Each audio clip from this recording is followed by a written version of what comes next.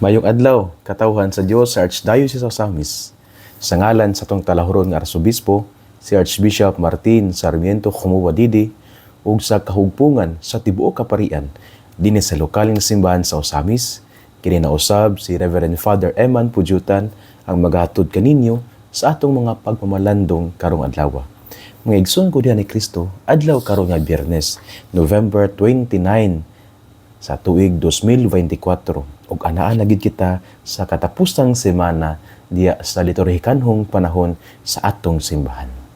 Unya karong adlaw nga Domingo, December 1, mosulod na kita sa bag-ong liturhikanhong panahon sa atong simbahan. Di natong pagasugdan diya sa unang Domingo sa Adbiento. So karong December 1, adlaw nga Domingo, mao na ang unang Domingo sa Adbiento. Sa kapanahon nga gilain sa atong simbahan, aron kita mamalandong, aron kita atong andamo ng atong kaugalingon diya sa paglig-on o sa paghugot sa atong paglaom, alang sa pag-abot sa atong manunubos, alang sa pagpakatao sa atong manunubos na si Jesucristo diya sa Bethlehem, sa banay ni Jose ug ni Maria. Mga igsoon nining adlaw nga Biyernes, akong pagtimbaya sa tanan natong mga suking tigpaminaw nga kanunay gayud nagasunod niining ato ang programa sa pagmamalandong sa matag adlaw. Ilab na gayud pod sa atong mga benefactors nga sa kanunay nahimo gid silang manggihatagon nga sa kanunay ning paambit sila sa ilang mga gasa nga nadawat gikan sa Ginoo dinhi sa atong programa. Sa tanan nga mga benefactors, akong pagtimbaya kaninyo karong adlaw. Ako usab nga pagtimbaya sa tanan nato nga mga SECA drivers, usab sa tanan nato nga mga motorcycle drivers, mga motor cab drivers karon nga nagabiyahe. Akong panghangyo kaninyo nga hinahinay lang taog dagan. Unya kung natas dalan before ta muliko, mulingi gyud ta. Kay kasagara biya sa mga nahitabo nga mga disgrasya, mao ginang muliko unya adeser mulingi. Mao na nga mabanggaan gayud. Mo sa kita mulingi gyud ta. Mulingi daan, adeserta muliko, bulantaw sa side mirror, aron nga malikayan gyud nato ang maong disgrasya. Atong hinunuman, nga diha sa atong pag-drive, diha sa atong pagpanginabuhi, isip mga motor cab drivers, nate mga pamilya nga naghulat kanato. Busa, mag-amping gayud. Yes, kinahanglan man gyud nga karabi taong maningkamot ta, pero kinahanglan pud nga mag-amping diha sa dalan. Aron nga iniguman gayud sa atong pagtrabaho sa tibok adlaw, kita gayud makauli sa ato ang panimalay nga hapsay, piskay ang panglawas, aron na pod sa laing sunod nga adlaw sa atong mga pagmaningkamot. So akong pagtimbaya ha, sa tanan nato nga mga sikad drivers, usab sa tanan nato nga mga motor cab drivers, ilaba na gyud dinhi sa dakbayan sa Uzabes o sa tibok lalawigan dinhi sa Misamis Occidental. Ako pod nga mga pagtimbaya sa tanan nako mga high school batch, no, sa batch 2009 diya sa St. Matthew's High School, no, sa tanan nako nga mga batch nga naminaw karon batch 2009 diya sa Aluran St. Matthew's High School, akong pagtimbaya kaninyo karong adlaw. Mangigsoon ako usab nga pagtimbaya sa tanan nato nga mga nanilig dira sa dalan, mga street sweepers, no, sa sila gayud nagsakripisyo, laban na gayud sa abog, sa aso sa mga sakyanan, usab sa init sa adlaw o sa kabugnaw sa panahon kung manilig sila og buntag sayo o kaning kadlawon, aron nga ma-maintain pud nila ang kadabitawng kahinlo sa atong mga dalan, aron ma-maintain nila ang kahinlo sa palibot. Busa giawag pud nako ang tanan nga ato pud tabangan sila. Atong i-maintain pud ang atong palibot kay kani alang man pud sa tua. Kay lisod kayo kung ang ato ang dakbayan, hugaw kayo, pait kayo. Usab ya sa timaan nga kita gayud ana bitaw ang kadabitawng sense nato nga kanang ning asenso na gyud ta. Well, naay mga project, yes, of course, pero sa mga timailhan nga ning asenso pud ta kanang kibulot ta mo maintain pud sa kahinlo sa atong palibot. Busa akong giawag ang tanan nga dili magpatakaglabay o kaning basura.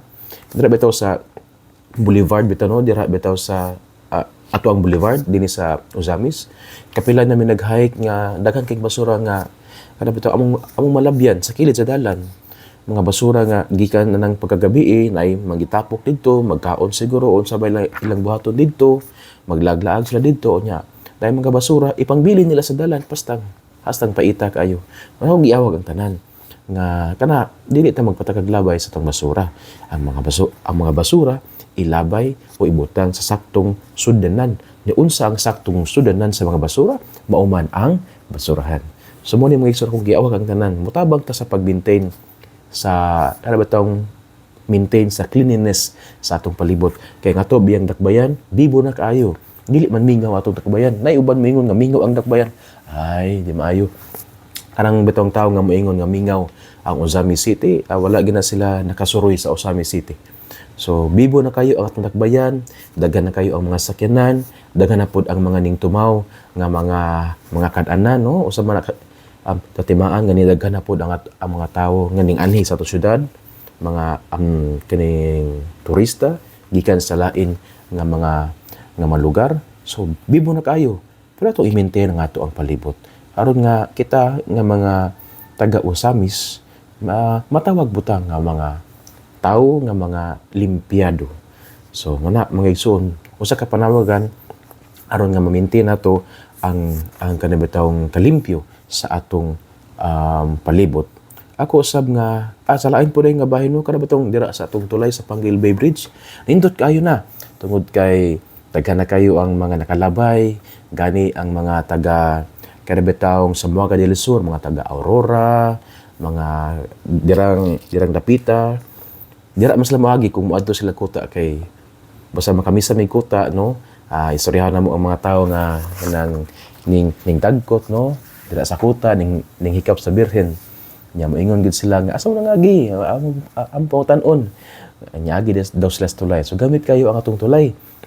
Gani kung moadto kita sa laing lugar, for example, moadto ta Cagayan, dali na kayo kay dinlit na ta maghulat sa barge for how many hours no.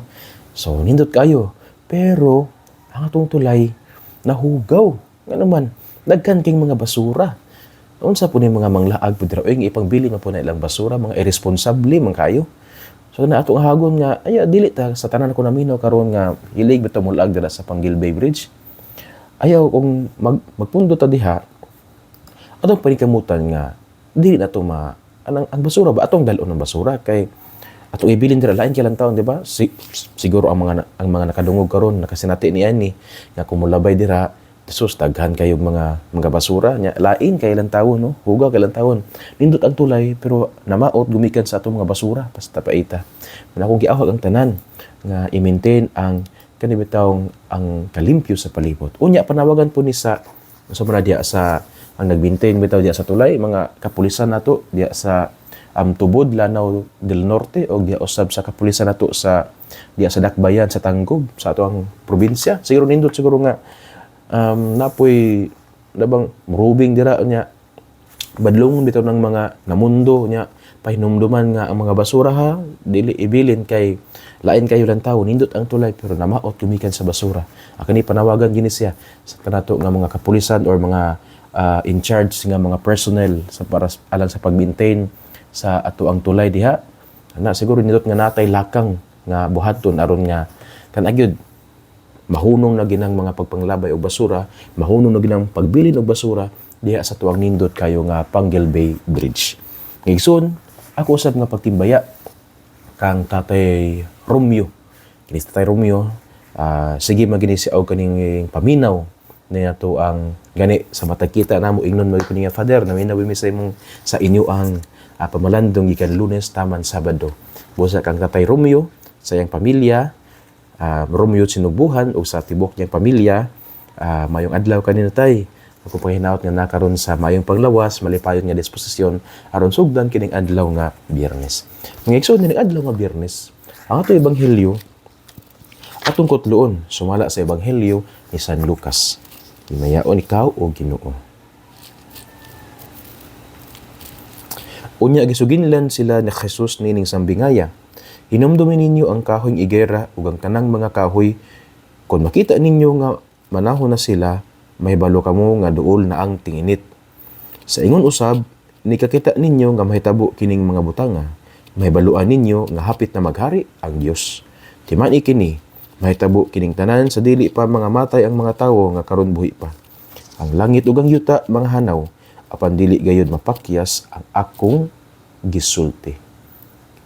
ang ebanghelyo sa Ginoo. Daygon ikaw o Kristo. Ang igisuon ning adlaw nga Biyernes, nga atong ebanghelyo atong gikutlo sumala sa ebanghelyo ni San Lucas unya kapitulo 21 versikulo 29 hangtod sa 33. Nya kini siya nga ebanghelyo nato karong adlaw, sumpay kini sa atong ebanghelyo kagahapon. Di naghisgot usab sa mga senyales kung unsaon pagkahitabo diyan ang katapusang mga adlaw di mo balik ang kaning anak sa tawo. Usa ka panghitabo nga daw murag makalilisang tungod kay naghatag kini og kana bitong murag mahadlok ta kay magun-ob ang kalibutan, unya ang mga bituon, mga hulog, unya ang mga planeta dili na sila moagi sa ila bitong kanang naandan nga agianan na ay kagubot, na ay chaos. Unya ang adlaw dili na pud mosidlak, ang bulan dili na pud mosidlak, so na ay darkness. So makalilisang kayo gani. Giingon po sa atong ebanghelyo kagapon nga sus pagkaalaot sa mga buros niyang panahon na, pagkaalaot sa naay mga kanabitong mga puya niyang panahon na. So ang naa sa syudad dili na mo kinahanglan nga mulakaw, ug ang naa sa bungtod sa banika kinahanglan nga dili na mo naog. So makalilisan kayo nga mga panghitabo sa pag-describe kung unsaon pagkatapos sa kalibutan, sa pag-describe unsaon pag-abot sa anak sa tawo. Pero nindot mga igsuon nga kini unta siya bitaw nga kaning realidad nga gi-describe dinhi sa atong ebanghelyo, kay describe sa atong mga pagbasa karon, labi na kining ebanghelyo di naghisgot niining maong apocalyptic vision. Bot pasabot nga usa ka vision, usa ka panglantaw sa unsaon nga pagkaagi matapos ang kalibutan. Sa unsa nga paagi moabot ang anak sa tawo. Apocalyptic vision. Daw murag naghatag na tuo kaning kahadlok, pero nindot nga atong batunan nga instead ka mahadlok kita, atong lig-unon ang atong pagtuo. Ngano man? Kay kung atong lantawon og ayo, kini siya nga mga panghitabo nga naghatag natong kalisang, dili man yang katapusan. Gani gingon ba nini nga inighuman ni ini mubalik ang anak sa tawo, iniguman ini mugawas ang anak sa tawo, luyo sa panganod, muabot ang gingarian sa Dios. So you see, dili aring kana, yes, of course tinuod nga na mga makalilisang nga mga panghitabo, pero kini siya dili mao ang katapusan. Tungod kay human ining makalilisang nga panghitabo, muabot, mutumaw ang anak sa tawo, ang manunubos aron hukman kita. So kini dili kada bitong dili gid angay maghatag natog kahadlok. Well, normal siguro nga mahadlok, pero nindot unta atong palig-unon ang atong paglaom tungod kay taliwala nining tanan human sa panghitabo nining dili kayo nindot nga mga panghitabo, motumaw man ang anak sa tawo, si Jesucristo ang atong Ginoo. Mubalik siya dinhi kanato aron hukman kita, o kung makit-an niya nga kita andam kayo, o kung makit-an niya nga kita angayan, kita iya ang dapiton pagsulod sa iya ang gingharian. So kung mao kini mga igsuon na kini mga panghitabo dili angay maghatag natong kahadlok, apan naghagit ka nato ang atong palig-unon nato ang atong paglaom. So kini di ay nagtudlo ka nato nga sa matag adlaw sa atong kinabuhi, kita nagpanaw na ining kalibutan, kita nagpaabot sa pag-abot sa anak sa tawo, nagpaabot sa adlaw din mahitabo kining tanan. Kini di ay naghatag nato, naghagit ka nato, napuy-an nato ang atong kinabuhi nga daw usa ka kinabuhi nga andam aron nga inig pagbalik sa anak sa tawo, aron nga inig pagbalik ni Jesus, kita makaplagan niya nga angayan. So sa unsang paagi, maghatag ko ninyo og mga tips. Sa unsang paagi man nato mapuy-an ang atong kinabuhi matag adlaw, samtang kita nagpadayon sa atong tunob sa pagtuo, samtang kita nagpadayon sa atong panaw dinhi sa kalibutan, pagpangandam sa atong kagalingon aron nga inigbalik sa anak sa tawo, kita gayud makaplagan niya nga andam. Mga tips. Una, atong kinabatang palaw mo nato ang atong mga spiritual practices. For example, daily reading of the Bible. Kana bitong inadlaw-adlaw nato nga pagbasa, matag adlaw mubasa kita sa Biblia. Nindot, yes, nindot nga mga maminaw tas pulong sa Ginoo. Yes, nindot kini. Kanang libi na sa itong mga pagpamalandong, nindot kayo, giawag man tanan nga kita maminaw. Hindi na itong mga pagpamalandong. Pero nindot po nga na po tayo panahon nga mubasa sa pulong sa Ginoo. Ikaduha, pag-ampo sa santos nga rosaryo. Nindot nga ang usa ka banay, pamilya, mag-ampo kayo. Yato naging semana, nag-adto ako sa usa ka katong akong kaila tungod kay nag-wake mass ko, nag-wake mass. Unya, naaman siya nagpuyo diya sa usa ka kanang lugar diin tuan ba kada bitong tapok tanan sa diri sa dakbayan sa Osamis na usa ka lugar diri sa may laman. Unya, pagmisa na ko didto, samtang pagpadulog misa kaning kapilya tungod kay diha mas kapilya yaya. Nakalabay mi ugo sa kabalay, tipok man tapok ba, dikit-dikit ng mga balay. Ang tibok banay, nag-ampo sa rosaryo. Kay dapling magdalan, ang ilang balay, paglabay na mo, nag-ampo og rosaryo. Unya kay nakaabri man na lang ang ilang bintana, so nakaili ko gamay, ako nakitaan, ang ginikanan, og mga anak. Nindot kayo nga, kanabitawng practice o sa kapamilya, nga mag-ampo sa santos nga rosaryo. Busa akong giawag ang tanan nga mga magpadayon sa pag-ampo sa santos nga rosaryo. Natapos naman ang bulan sa Oktubre, ang bulan din atong gilain aron nga idedikar kining maong bulan alang sa pag-ampo sa santos nga rosaryo. Pero wala nagpasabot nga natapos na ang bulan sa Oktubre, matapos na po ang atong pag-ampo sa santos nga rosaryo. Dili padayon kita sa pag-ampo sa santos nga rosaryo. Sa mas gingon usa sa mga pamaagi aron andamo nato ang atong kagalingon nga aron nigbalik sa Ginoo makapalagan ta niya nga angayan na magbasa sa Biblia matag adlaw. Unya kini bitawng mag-ampo gyud sa santos nga rosaryo. Ikatulo, kana gyud maningkamot gyud nga makaapil sa santos nga misa. Santos nga misa. Makaapil sa santos nga misa dili lang diha sa kasaulugan sa pulong nga naay kalawat. Kaya usay atong mamix ba? Makaingon ta nga, okay na ni, okay na nga kaning dili ko musimba, kay nakaapil na makog kipi. Ay dili. Kay ang pinakataas na klase sa pag-ampo, mauman ang santos nga misa. Kung moingon ta nga, okay na ning kipi. Kaya wala ba nga, ang ato abiyang gipakalawat diha sa kipi, bunga biya na siya sa kasaulugan sa santos nga misa. Pero angay kita, adto kita sa santos nga misa, kay ang sakripisyo ni Kristo, dili man ang kasaulugan sa pulong. Ang sakripisyo ni Kristo, mauman ang santos nga misa. Busa, dili siya nindot paminawon, kaya bitang muingon bitaw ta nga, Father, sige makagmisa, Father. Kada Domingo na magmisa sa among kapilya, Father. Atong himon, Father, nga once a month, kana bitaw nga mga pulong kana nagpakita sa usa ka pagtuo nga immature, sa usa ka pagtuo nga dili pagyud hinog, sa usa ka pagtuo nga dili hamtong. Nganuman kay ang pagtuo gani nga hamtong, ang pagtuo nga mature mangita gyud sa santos nga misa. Musimba gyud ko ana ay higayon nga makasimba diya sa santos nga misa. Usbon ko dili nato kanabitong ianad ang atong kagalingon nga adto ra ta sa kasaulugan sa pulong. Yes, kana kasaulugan sa pulong sa walay pare gibuhat man na siya alang sa mga tawo nga dili makaadto sa kapilya tungod kay ana ay bitaw mga balatian alang usab sa mga layo gid kayo nga dili makaadto sa kaning parokya. Bosa gibuhat kanang kasaulugan sa pulong, labi na kung Domingo kasaulugan sa Domingo nga wala ang pare nga naay kalawat.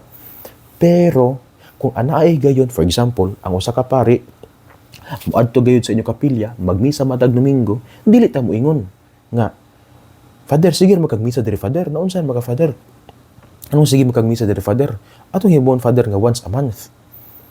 Unya ang rason ra ba kay unsa may kasagat nga rason? Ay, Father, kay wala na may matigom sa among kapilya. Ay na, lisod kayo. Kwarta, negosyo di ay.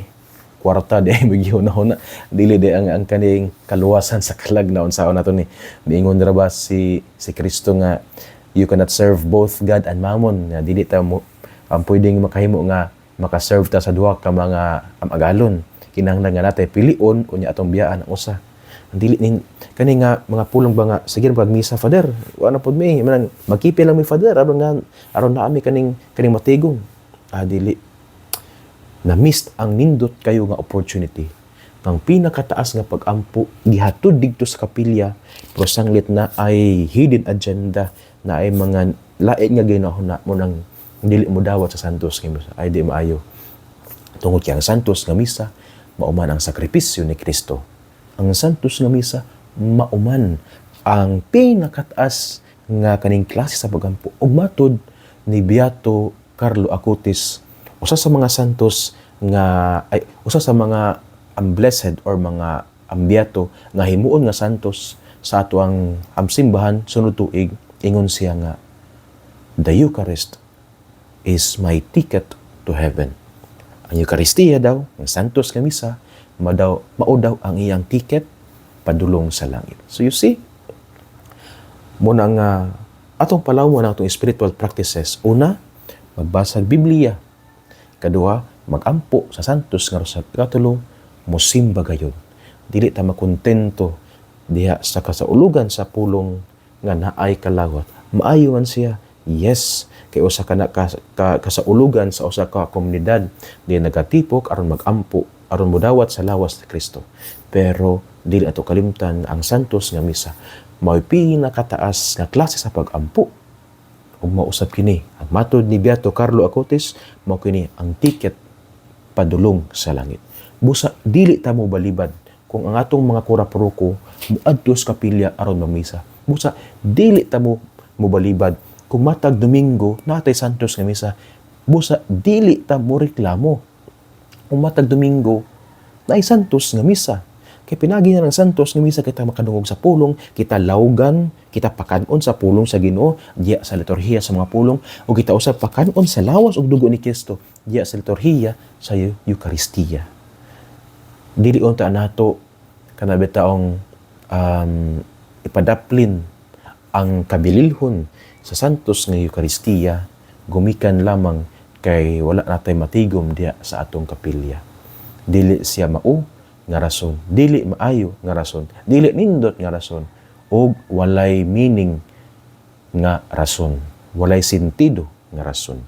Tungod kay atong mura bitog ato bitong mas gipili nato ang kanibitawng puthaw kaysa diamond. Kung mao na nga paagi, kung mas pilion nato ang kasulugan sa pulong, kung mas pilion nato nga kitara nga kaning bitong kita lang magsaulog sa kapilya nya ato isalikway ang santos nga misa nya bisag kaya nato nga makaadto sa kaning santos nga misa daw murag mas gipili nato ang kanibitawng puthaw kaysa diamante, kaysa diamond. Sa mga igsoon ko, ana naman kita sa katapusang semana sa atong liturhikanong panahon. Unya, ang di na mga pagbasa, nagpunti ka nato sa unsay mahitabo sa umaabot sa adlaw sa pagbalik sa anak sa tao, sa adlaw sa paghukom kanato ug sa unsa nga paagi ug nya nang maong adlaw usab matapos ng kalibutan. Busa kini nag-awhag kanato na dili unta maghatag nato kahadlok apan pagpalawom sa atong paglaom o pag-andam sa atong kagalingon. Unsang paagi man nato maandam ang atong kagalingon? Pinagi sa pagpalawom sa atong mga spiritual practices para pagpalig-on sa atong spiritual nga kinabuhi. Pagbasa sa Biblia matag adlaw, ang tibok pamilya, ang pag-ampo sa santos nga rosaryo o pagsimba gyud kung makasimba mo simba gyud ta unya kung sa atong kapilya mo ana gid ang pare aron kanibitong energetic kayo ang pare nga mo anas kapilya aron magmisa atong dawaton atong igrab nga opportunity tungod kay ang santos nga misa mao man siya ang pinakataas nga klase sa pag-ampo. Mga igsoon dinhi nila kukutob sa akong mga pagmamalandong karon. Dili nito kalimtan nga ang pulong sa Ginoo angay ginatong pamation, angay ginatong pamalandungan ug angay gid nga paningkamutan nga atong puy-an diya sa atong kinabuhi. Kay bulahan ang tawo nga naningkamot nga magpuyo sa mga pulong ni Jesus sama siya sa usa ka kahoy nga gitanom daplin sa sapa kansang dahon dili gayud malaya. Unya tiempo sa timbunga siya gayud muhatag og maayong bunga. Isuon ugma na usab. Ako panghinaot nining adlaw nga Biyernes kita gayud mag-amping sanglit panahon ng mga ting ulan-ulan Mag-amping ta, magdala ta og payong, moinom og vitamins aron nga malig-o ang atong immune system, aron nga atong malikayan gayud ang mga sakit-sakit. Ngigsuon uban sa pangliya sa mahal nga Birhen Maria, kagitawag natong mga misamisnon nga Birhen Sakota. Ang Dios unta magapanalangin kaninyo kanunay sa ngalan sa Amahan ug sa Anak ug sa Espiritu Santo. Amen. Mayong adlaw, mag-amping ug ki Dios les siempre bendiga.